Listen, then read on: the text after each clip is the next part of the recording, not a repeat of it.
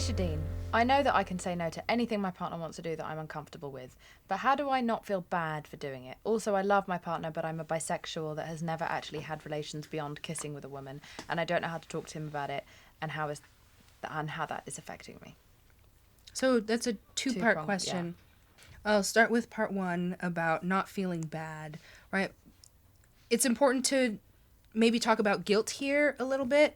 I love to get really granular about emotions and sort of what they are and where they come from. And so the feeling bad, right, would be a feeling of guilt, right? Guilt is, I feel bad because I did something bad.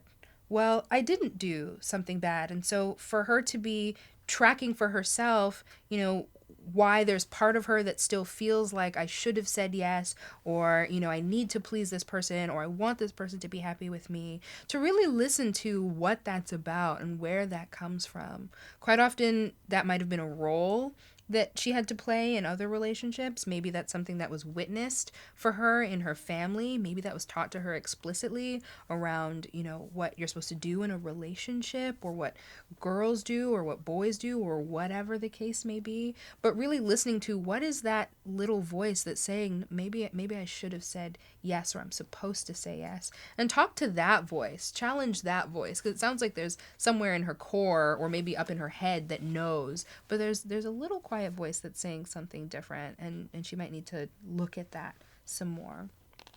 The second part of the question was about undisclosed identity. And while she doesn't have to out herself in any particular way, it sounds like there is a way that she would like to share more.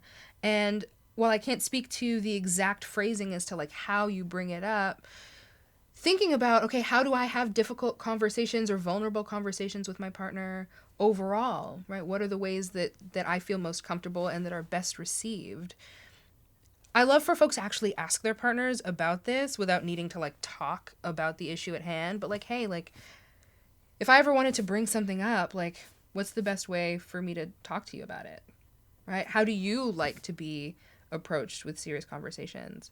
Do you feel like you can come to me when you have things that you want to talk about, right? We can be a little bit meta and like talk about talking, right? Without having to bring it up in that moment, but really getting clear on how we can share with one another in a way that feels safe. And if she's looking for an opportunity to have that with more support, that's a thing that they could do in like counseling or therapy together, right? It's not about, therapy isn't always like, oh, we have an issue, right? That a therapy space really can be, we want some support having a challenging conversation. Shadeen Francis, thank you so much. Thank you. See you next time.